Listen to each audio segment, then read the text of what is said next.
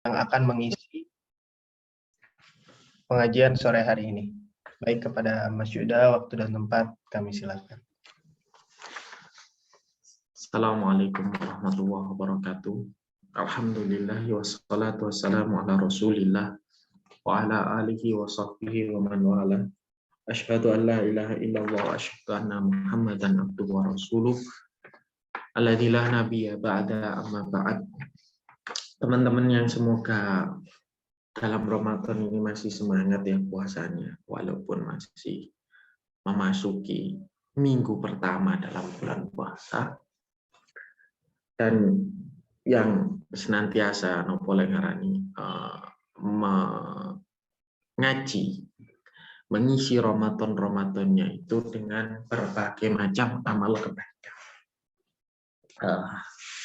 Kemarin itu kita sudah membahas tentang babakan hukum fikih yang terkait dengan orang-orang yang bersyahadat.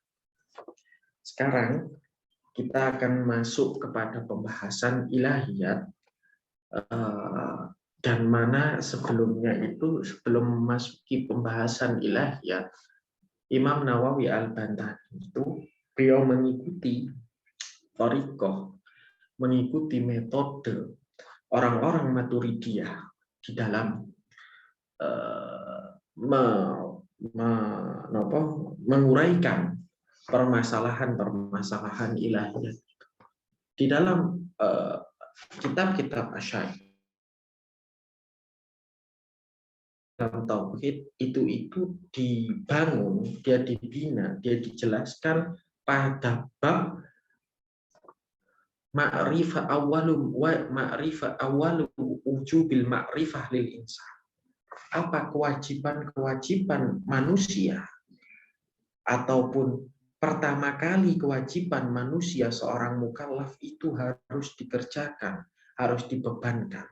Sementara dalam kitab-kitab Maturidiyah dijelaskan tentang pertama kali itu adalah isbatul haqaiq, adalah menetapkan tentang hakikat. Maksud makna kata apa? Sebab ada golongan-golongan yang mana golongan-golongan itu dia itu menafikan, bahkan menolak akan adanya wujudnya hakikat daripada sesuatu. Nah, kalau seandainya hakikat daripada sesuatu itu tertolak, maka semuanya nisbi. Kalau seandainya semuanya itu nisbi, tidak ada yang mutlak, maka semuanya itu relatif. Kalau semuanya itu relatif, maka kebenaran itu tidak ada pada hakikatnya. Karena benar dari segi Anda belum tentu benar dari segi saya. Nah, oleh sebab itu para ulama selalu menekankan akan wujudnya, isbatnya hakikat. Hakikat sesuatu itu ada. Kita ada, Allah ada, orang kafir ada, Yuda ada, orang Islam ada, makhluk ada, selain saya juga ada. Dan itu adanya beneran. Entah nanti dia itu adanya sebagai sesuatu yang diadakan ataupun ada dengan sendirinya, itu masalah lain. Tetapi yang jelas, apa yang kita lakukan sekarang, realitas yang ada di depan kita dan di sekeliling kita, itu adalah benar-benar real. Kalau seandainya realitas itu benar-benar real, maka sesuatu yang ada itu bukanlah sesuatu yang tidak ada. Artinya apa? Sesuatu itu adalah sesuatu itu sendiri. Dia tidak boleh adanya sesuatu yang lain. Kalau seandainya sesuatu itu adalah identitas daripada sesuatu itu sendiri, maka otomatis tidak mungkin adanya kontradiksi di sana. Saya, Yuda, Anda, Mas Jaki misalkan, atau teman-teman PJM lain, yaitu dirinya sendiri. Yuda misalkan, Yuda tidak mungkin dia menjadi Zaki, Zaki juga tidak mungkin menjadi Yuda. Tidak mungkin pula adanya sesuatu itu tidak mungkin pula sesuatu itu ya Zaki ya Yuda, itu tidak mungkin. Atau kita ganti contohnya bahwasanya saya ini adalah laki-laki, maka saya itu tidak mungkin ya laki-laki ya perempuan, itu tidak mungkin.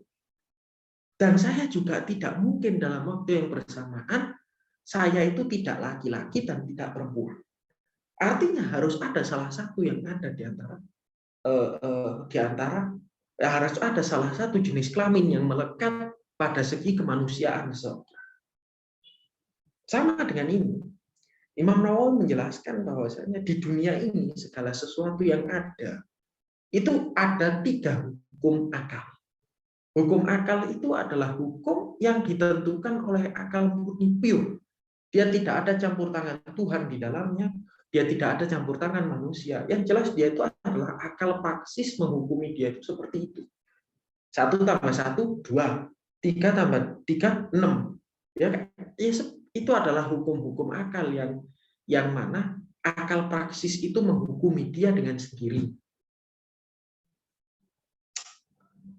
Sesuatu jadi dalam hukum akal itu ada 3 perkara. Yang pertama wajib. Sesuatu yang wajib itu adalah sesuatu yang tidak adanya itu sebagai sesuatu yang mustahil, sebagai sesuatu yang tidak mungkin. Ya contohnya adanya Allah Ta'ala, itu wajib. Nggak mungkin alam semesta ini tercipta tanpa ada sendiri tanpa ada penciptanya. Seorang orang Badui itu pernah ditanya oleh seseorang, bagaimana kamu itu meyakini akan adanya Tuhan? Dia ngomong bahwasanya al-athar tadullu alal musir. Telapak kaki bekas itu menunjukkan adanya orang yang lewat di situ. Wal ba'ratu tadullu alal ba'ir, dan nun sewu ya, tai unta, teletong kalau bahasa Jawanya, atau kotoran kambing, kotoran kerbau, kotoran gajah, itu menunjukkan akan adanya orang yang adanya hewannya, gitu loh. Kotoran sapi yang menunjukkan akan adanya sapi, kotoran gajah menunjukkan adanya gajah. Tidak mungkin kotoran itu ada dengan sendirinya tanpa ada sebab yang melatar belakang. Terus bagaimana kalau dengan seperti itu saja itu kita bisa menyimpulkan bahwasannya ciptaan itu pasti ada yang mencipta? Bagaimana kamu melihat alam semesta ini kok bisa-bisanya kamu tanya tentang ada nggak sih pencipta di dalam alam semesta? Itu kata Badu. Dan itu hukum akal. Gitu. Akibat itu pasti didahului oleh sebab. Itu hukum akal sudah. Tidak mungkin Anda menghukumi sesuatu itu sebagai akibat, tidak mungkin Anda menganggap sesuatu itu sebagai akibat tanpa Anda memastikan, tanpa Anda meyakini, tanpa Anda menentukan akan sebab daripada sesuatu itu. Itu namanya wajib. Jadi kalau ada sebab pasti ada akibat. Kalau ada akibat pasti ada sebab. Itu namanya wajib akal. Kecuali kalau seandainya Anda tidak menganggap itu sesuatu itu sebagai penyebab. Misalkan saya sama sendok misalkan. Ya sudah gitu loh. Saya itu nggak ada hubungannya sama sendok yang di depan saya misalkan, kecuali itu adalah alat untuk makan. Nah, ini saya tidak berbicara tentang keterikatan sesuatu itu selalu harus ada penyebab dan akibat. Tidak. Saya tidak berbicara tentang itunya, tapi saya berbicara bahwasanya ketika Anda menganggap sesuatu itu sebagai sebab, maka otomatis dari anggapan Anda itu melahirkan akibat. Sama, ketika Anda menganggap sesuatu itu akibat, maka otomatis Anda sudah menentukan sebab. Nah, kalau sesuatu yang mustahil gimana? Ya tinggal dibalik saja. Karena sesuatu yang mustahil itu adalah sesuatu yang tidak mungkin ada. Gitu loh. Kemudian ada perkara yang jaiz, yang dia itu bisa ada, bisa enggak. Gitu loh. Tergantung saja, misalkan hari ini saya pergi ke Fatih. Itu kan ketika Anda menerima informasi semacam itu, pasti kan dalam diri Anda, ya mungkin saja Yuda pergi ke Fatih, kan gitu. Tinggal nanti ada dalil pendukung yang memastikan ataupun yang menguatkan bahwasanya saya itu pergi ke Fatih. Atau misalkan istri saya mengandung, bayi saya itu bisa laki, bisa perempuan. Ya tinggal saja tes USG misalkan sebagai dalil bahwasanya yang ketika Anda menentukan bayinya Yuda itu laki, kalau perempuan itu tidak mungkin. Jadi antara kemungkinan tes USG yang membuktikan bahwasanya klaim Anda itu benar. Jadi ruang klaim itu di dalam perkara yang mungkin. Nah, perkara-perkara yang mungkinan ini ataupun perkara-perkara yang ada dalam hukum akal ini itu sering menjadikan kita tuh tersilap, kita tuh gawok, kita itu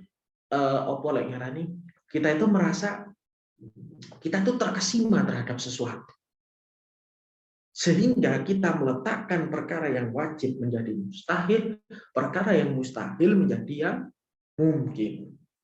Banyak, misalkan penyimpangan orang-orang Nasrani. Orang-orang Nasrani itu kenapa menjadikan Isa sebagai Tuhan? Karena mereka itu melihat Isa itu menghidupkan burung, misalkan.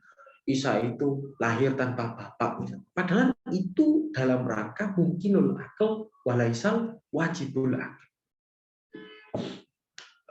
Banyak gitu. Makanya Imam Ghazali itu dalam kitab Munkit Minad Dhalal, beliau berkata, saya itu kalau melihat orang bisa merubah debu itu menjadi emas, misalnya, ya paling saya cuma kagum saja, gitu.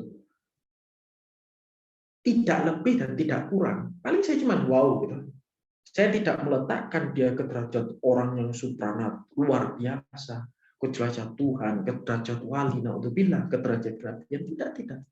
Ya sudah, saya cuma kagum saja. Tetapi ketika orang itu melakukan sesuatu yang dia bertentangan dengan hukum akal, maka saya katakan orang itu pasti salah. Misalkan karena dia itu bisa merubah debu menjadi emas, kemudian dia ngomong 1 + 1 = 3, nggak bisa begitu. Nah, setelah Imam Nawawi itu mengisbatkan akan hakikat, maka hakikat sesuatu, maka beliau itu baru masuk ke pembahasan ilahiyat, ke pembahasan sifat-sifat Allah. Kenapa dikatakan seperti itu? Supaya orang itu nggak ngira bahwasanya,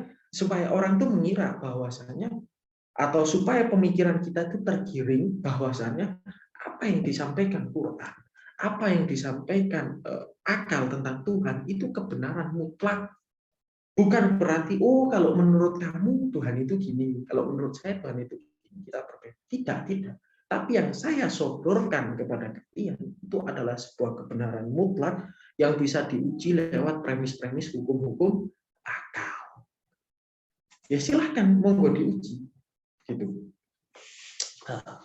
Beliau berkata dalam kitabnya, "Fallahu maka utawi Allah, ialah maujudun zat yang ada, qadimun yang maha dahulu, bakun dan maha kekal, bidatihi dengan zat Allah, mukhalifu lil khalqi, Allah tabaraka wa ta'ala itu berbeda dengan makhluknya, an ghairihi daripada selainnya,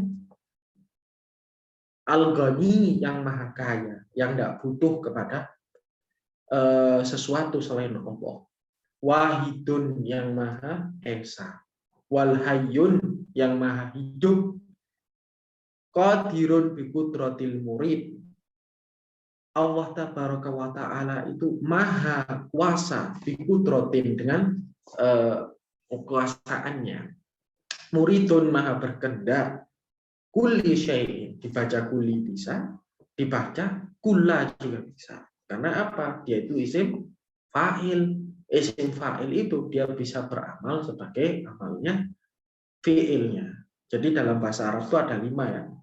Isim fa'il, masdar, sifat musyabihat, kemudian apalagi itu isim tafdil dan semisalnya itu saya lupa. Yang 2-nya itu saya butuh murojaah. Dia bisa beramal sebagai amal fi'il gitu. Nah, ketika dia beramal sebagai amal fi'il, maka kulla syai'in bacanya. Dia sebagai maf'ulun bih. takdiruhu Allahu arada kulla syai. Nah, gitu.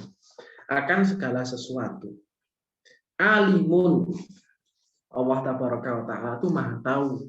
Sami'un, maha mendengar. Basirun, maha melihat. Bil basor, dengan penglihatan. Mutakallimun, Allah tabaraka wa ta'ala itu berfirman, maha berfirman. Bila syabhin ala bashar, tanpa ada keserupaan pada makhluknya. Dzakara au dzukira nadimu.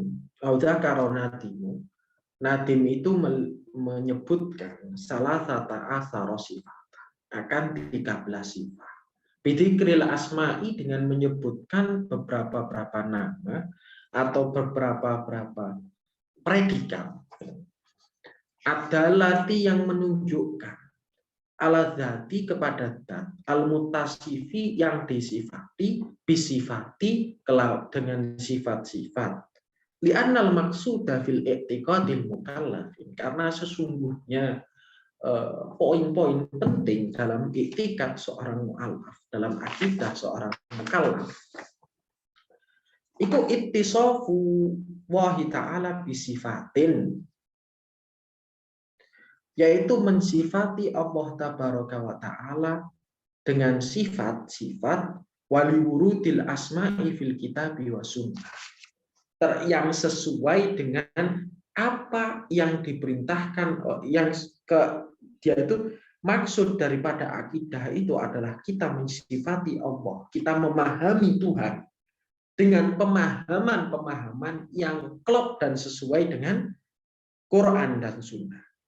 Fal ismu awal, maka yang pertama kali, predikat yang pertama kali, yaitu al-wujud, itu dalun ala sifatin nafsiyah. Dia itu menunjukkan pada sifat nafsiyah, sifat kedirian daripada Gusti Allah. Jadi kenapa sifat nafsiyah itu dikatakan sifat nafsiyah? Karena dia itu tidak terkait dengan sesuatu yang lain. Saat Anda berbicara apakah Zaid ada secara bahasa loh, maka Anda ya ada, ya sudah gitu. Kita sudah paham bahwasanya adanya Zaid ya ada gitu. Tidak perlu tambahan lain untuk menyatakan keadaan Zaid, kecuali menyatakan adanya Zaid, bukan keadaan, adanya Zaid kecuali dengan kata ada itu sendiri. Makanya Imam Asy'ari bilang yang namanya wujud itu ainul maujud. Wujud itu ya yang ada, ya yang Anda sifati dengan ada itu. Dia bukan tambahan, tidak kurang dan tidak lebih. Jadi yang namanya wujud itu menurut Imam Asy'ari dia itu adalah amar i'tibari, dia bukan hal. Maksudnya amar i'tibari itu apa? Adanya wujud itu sebagai predikat adalah untuk mengkhabarkan kepada orang bahwasanya dia itu memang beneran ada. Bagaimana Anda membedakan sesuatu yang ada dengan tidak ada? Ya dengan wujud itu tadi, kan gitu. Nah, kalau menurut ulama yang lain, yang namanya wujud itu adalah hal. Itu panjang ya pembahasannya. Mungkin kita bisa berbicara itu lain kali, di lain waktu. Kita bisa berdiskusi tentang apakah wujud itu apakah ada itu menggambarkan tentang keadaan, ataukah ada itu hanyalah sebatas sawang sinawang, kalau orang Jawa bilang. Ada itu hanyalah sebatas, sebetulnya ada itu sesuatu yang tidak ada. Gitu. Yang ada ya orangnya itu. Gitu. Jadi ini pembahasan yang menarik sebetulnya.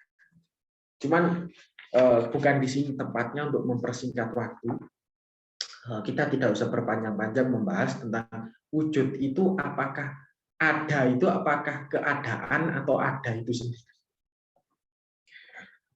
Wahyal wujud, dan sifat nafsiyah itu adalah wujud. Wal asmaul khamsah, dan yang sifat sesudah sifat nafsiyah yang 5 itu dalatun ala sifati salbiyah. Dia itu menunjukkan atas sifat salbiyah. Sifat salbiyah itu apa? Adalah amrun adami, perkara yang dia tidak ada. Maksudnya tidak ada itu apa?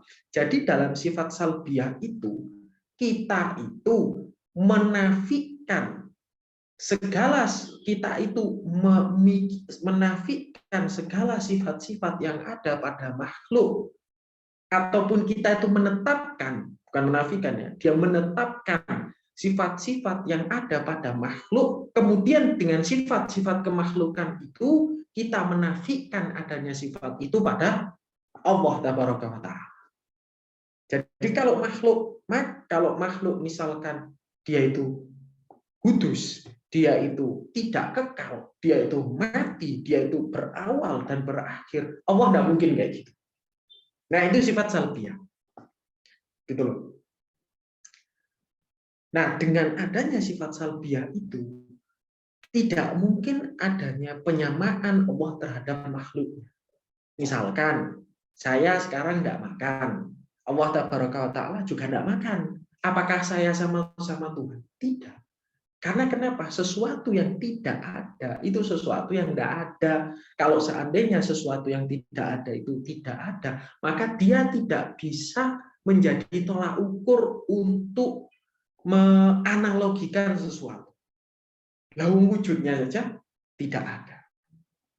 Wahya kidamun, dan yang sifat yang yang 5 itu kidam, wal baqa'u dan baqo', wa mukhalifatul lil khalqi dan mukhalafatul lil hawadis, wal gina'u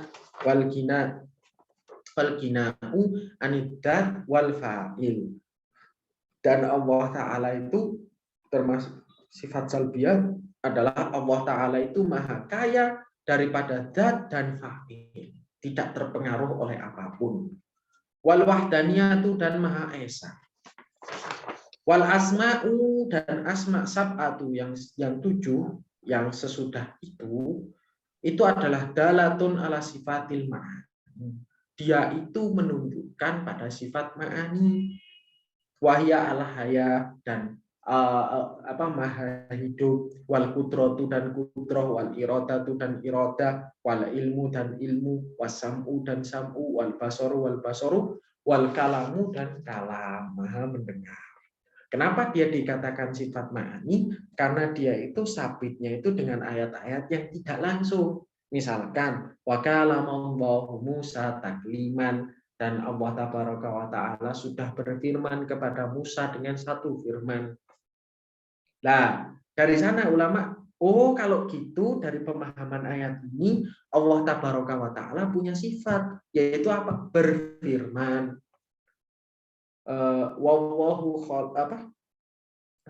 Allahu la ilaha illa huwal hayyul qayyum.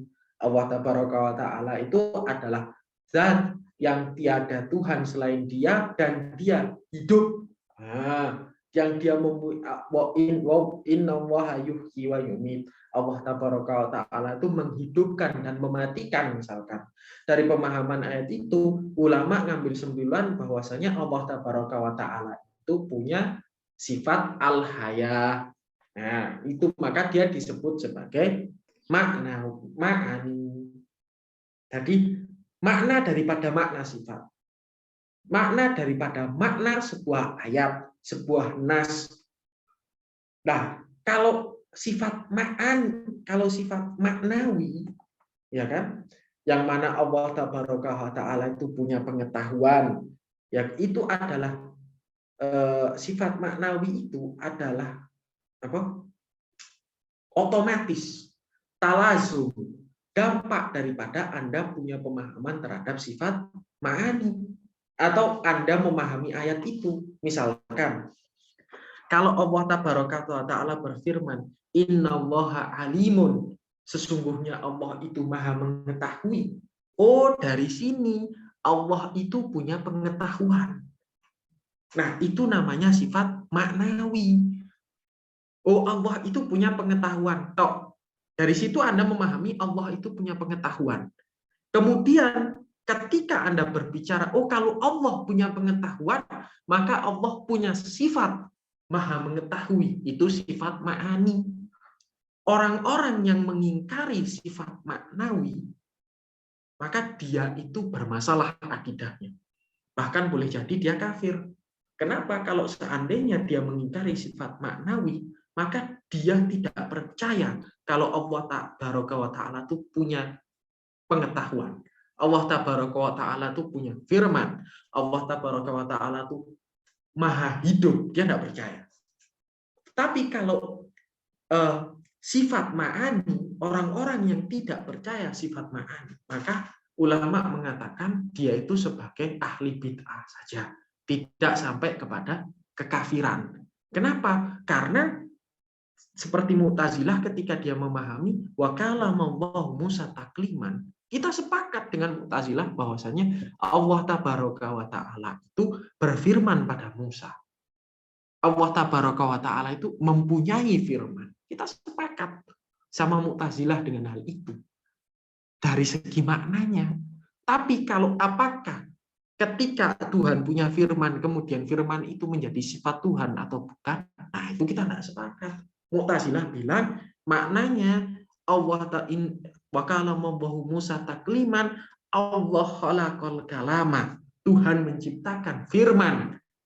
Dan firman itu kemudian sampai pada Musa. Kalau kita tidak, itu adalah sifat Allah. Kalau firman yang sampai kepada Musa namanya kalamun majazi.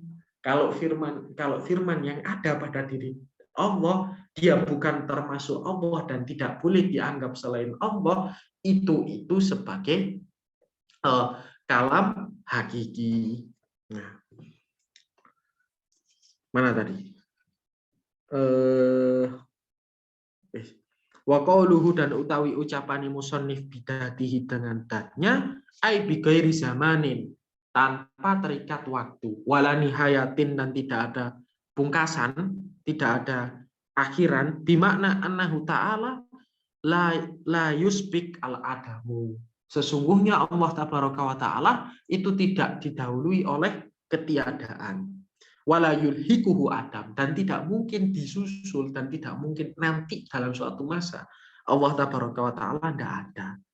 Wahwa dan adapun utawi Allah Tabaraka wa Ta'ala dan adapun utawi sifat bidati itu adalah raddun liman qala, dan adalah sebagai sanggahan barang siapa yang punya pendapat annahu sesungguhnya Allah Ta'ala iku bakun maha mendengar, maha kekal, bil baqai dengan kekal, faja'ala baqa'u min sifatil ma'ani.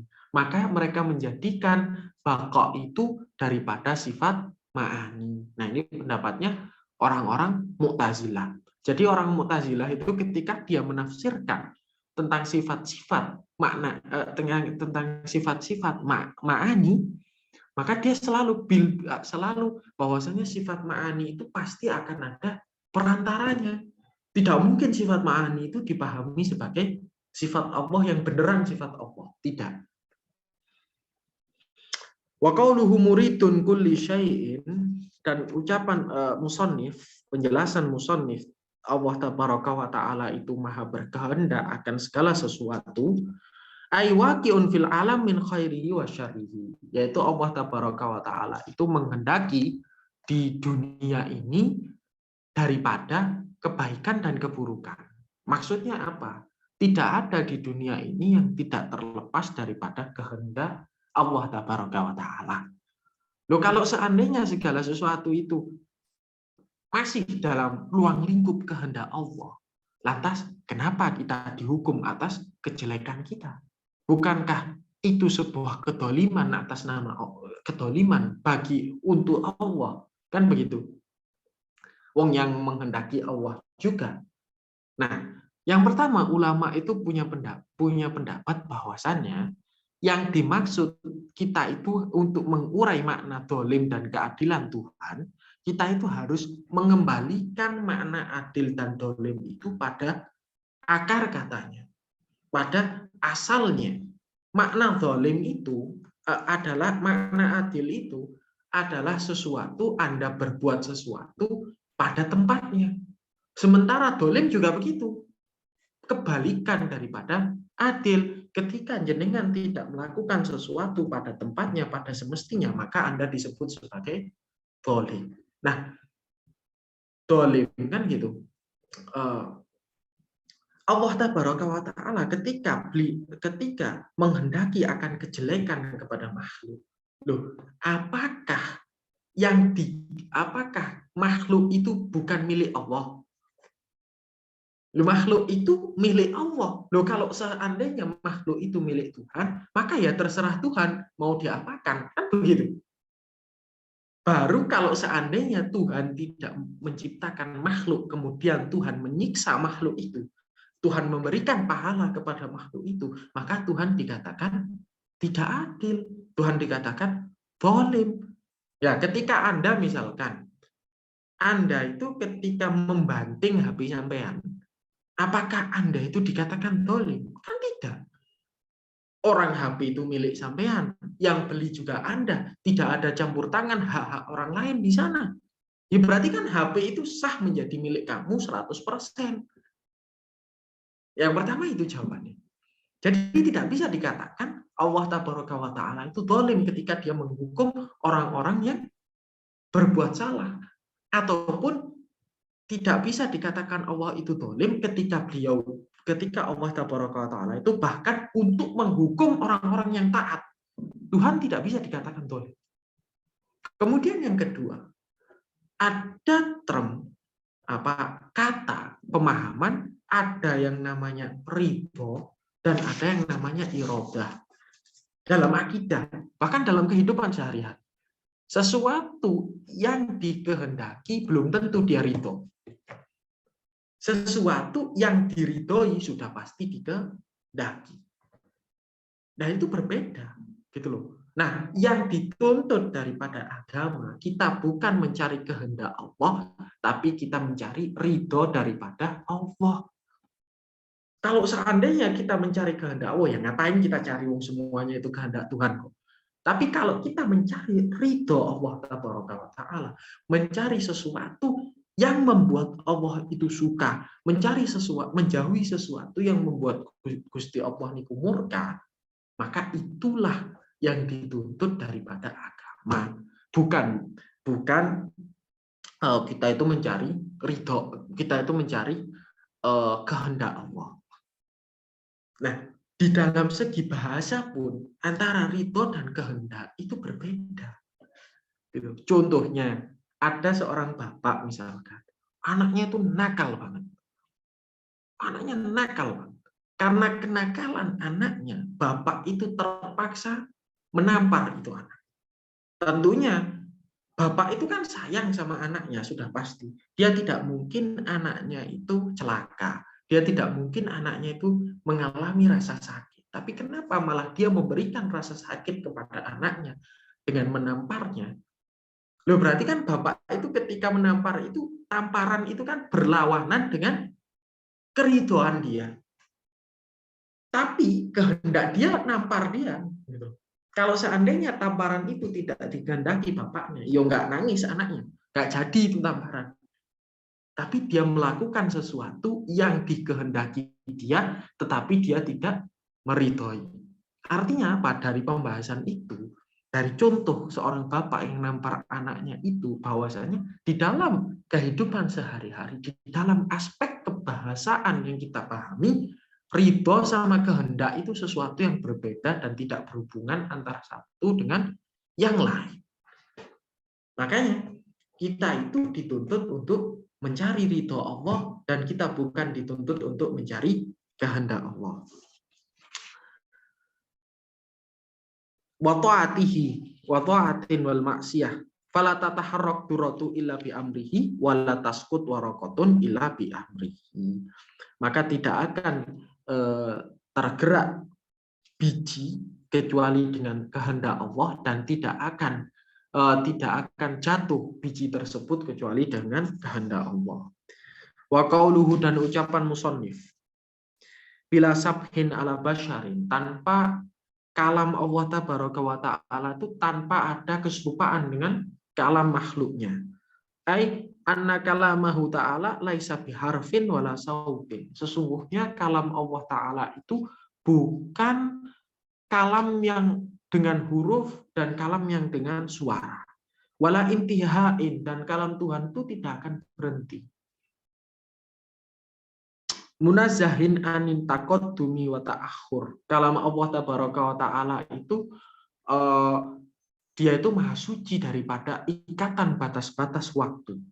Wasukunin nafsi, dan meneng. Wa anjami sifatil kalam al hawadis, dan daripada kalam-kalam makhluk-makhluk semuanya. Wa haitsu wajabat lahu ta'ala hadis sifat. Nah, kalau seandainya sifat-sifat yang semuanya yang 13 ini menjadi kewajiban bagi Allah Tabaraka wa Ta'ala, ya istihalat alaihi ta'ala a'daduha. Maka lawan dari ke-13 sifat ini, misalkan maujud, Adam tidak ada, qadim, hudus, baqo, baru misalkan dan semisalnya, fana misalkan dan semisalnya, maka lawan dari ke-13 sifat itu menjadi mustahil bagi Allah Tabaraka wa Ta'ala. Wa kullu kamalin wajibun lidatillah, dan setiap perkara yang setiap kesempurnaan itu wajib lidatihi untuk zat Allah Ta'ala. Wa kullu naqsin, dan setiap naqais, setiap kekurangan yang dipikirkan manusia ataupun yang tidak dipikirkan manusia, yang akan ada dan yang ada, itu mumtani, dia terlarang fi haqqihi, di dalam hak Allah Tabaraka wa Ta'ala. Ai yajibu ala kulli mukallafin ayyataqida ijmala. Wajib bagi setiap seorang mukallaf itu dia meyakini secara global saja, sungguhnya Allah Tabaraka wa Ta'ala itu dia itu mutasifun, tersifati dengan segala kesempurnaan. Yang mana kesempurnaan itu sudah tidak bisa kita angan-angan, tidak bisa kita hitung. Dan Allah Tabaraka wa Ta'ala itu juga tidak mungkin, tidak boleh, dan tidak akan tersifati dengan kekurangan-kekurangan. Baik kekurangan itu yang kita tahu ataupun yang kita tidak tahu. Wafi'lil mungkin. Ini waktunya sudah atau masih terus, Mas? Saya takut nanti kalau jelasin gini, nopo waktunya itu kelamaan bagi jenengan. Tapi segini sudah cukup, Mas. Oh, sudah cukup nih. Sudah habis nih. Ya, bisa dicukupkan saja sampai. Oke, siap-siap. Wassallallahu ala Muhammad wa ala Muhammad. Alhamdulillah rabbil alamin.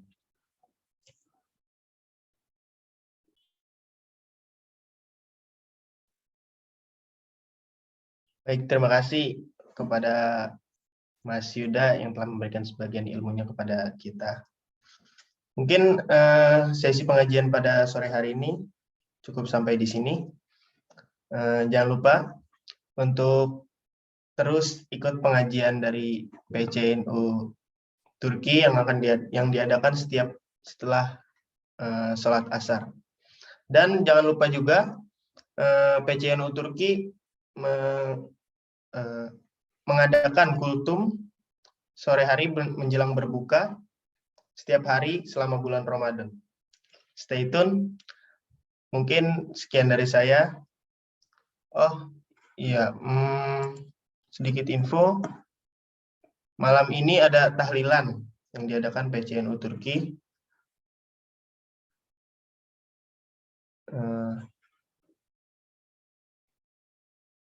Cukup sekian dari saya, kurang lebihnya mohon maaf. Assalamualaikum warahmatullahi wabarakatuh.